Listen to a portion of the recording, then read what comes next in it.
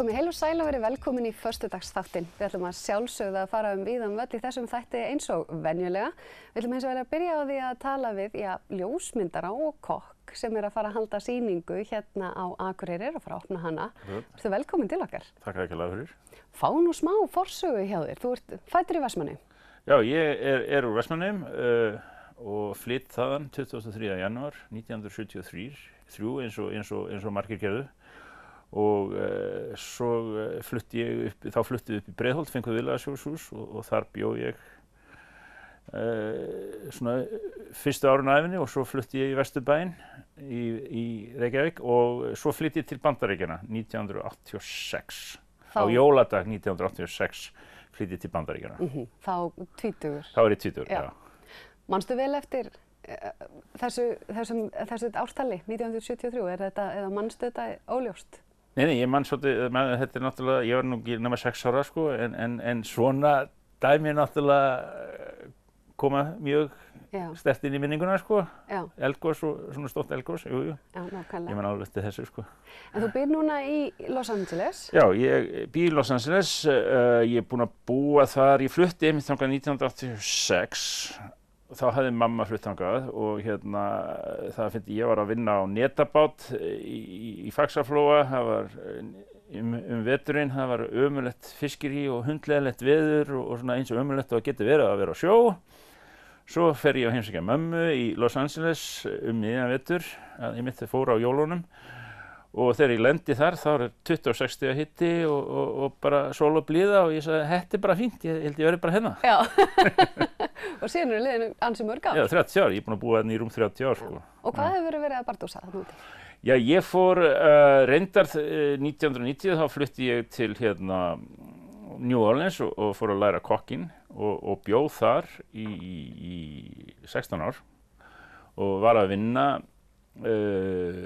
hjá bestu veitingahúsunum þar og var svolítið svona hraðferð að vera svona eitthvað númer í því. En ég var líka alveg agalega mikil fyllibita. Já.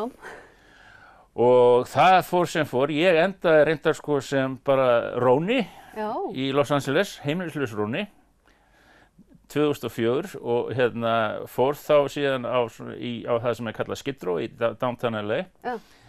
Á svona heimili sem hét Midnight Mission og þar sé ekki koju og 3 var að éta á dag og bjó í svona risastóru sko, þetta er eiginlega bara svona eins og íþróttasalur þar voru 265 kallar í þeim íþróttasal og þar bjó ég í 1,5 ár, hætti að drekka brennivín og fór að púsla saman mínu lífi.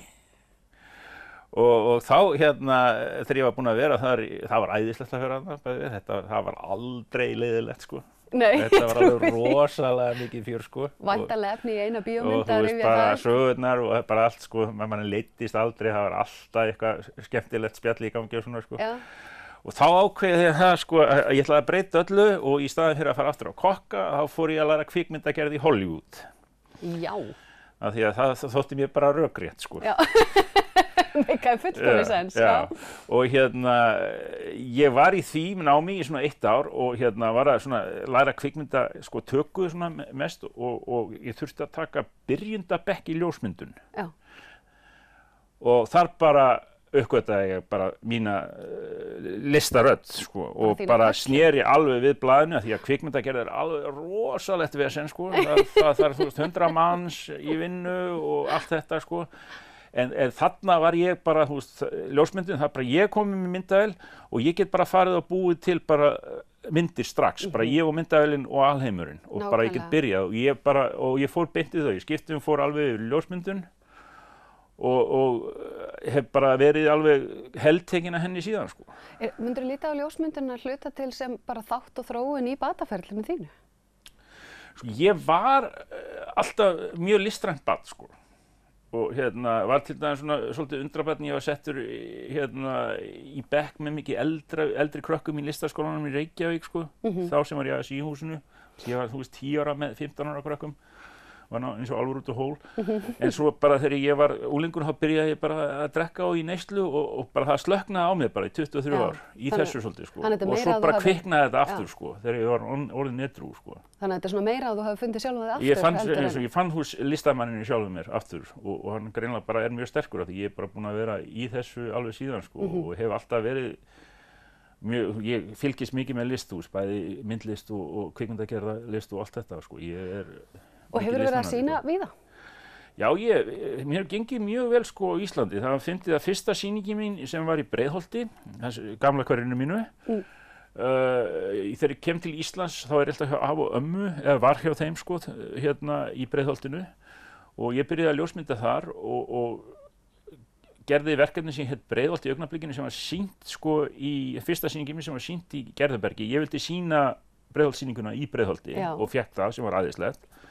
Og það var mynd af afa með haglabyssu í sýningunni og það var valin einkennismynd listahátíðar 2010 sko sem var bara æðislegt fyrir mig. Þá kem ég rosalega sterkur í fyrsta sýningin og bara einkennismynd listahátíðar sko.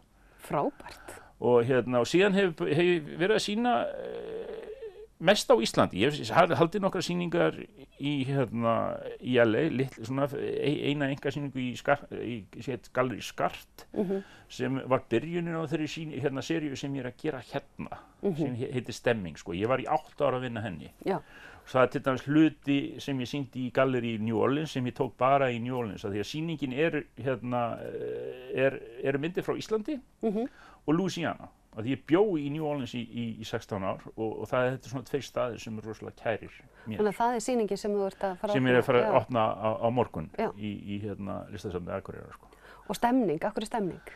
Sko þetta eru nokkrar seríur sem heita ég skýr þar á ensku sko, ég byrja alltaf að búa til hugmynd af seríu og síðan er það oft svona svæðistengt hjá mér og svo kem ég með nafn sko og fer að vinna út frá því og það heitir sko, á Íslandi kalla ég það Nordic Mood og í Suðurríkjum Bandaríkjanna kalla ég það Southern Mood og svo hvað er mood á íslensku og það er stemming. Svo ég skýði þetta bara stemming og þetta er mikið stemming í þessum myndur ég er svolítið að reyna að ljósmynda bara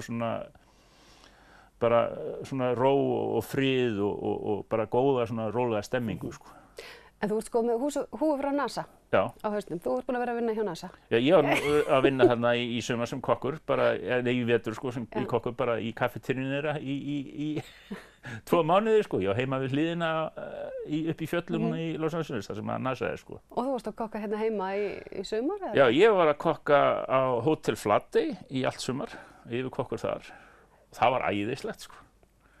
Flatey er alveg einhver yndislegasti staður sem ég kom á. Ég hafði aldrei stigið fætið þangað fyrir en ég kom hana í miðjan maí og þar var ég í 3 mánuði núna að kokka og bara nýkomið þaðan sko, reyndar sko. Þetta er alveg magna, virkilega gaman að sjá þau. Þetta er sýningin verður, stendur yfir í... Til 12. nóvember, opnar á morgun 9. september og er til 12. nóvember. Yndislegt, gatt að fá þig hingað og ég hveti þetta fólk til þess að koma og kíkja á sýninguna hérna. Endilega, vona að ég sjá þessum flesta á morgun. Takk fyrir að gefa þig tíma. Og við heldum áfram í föstudagsþættinum eftir augnablik.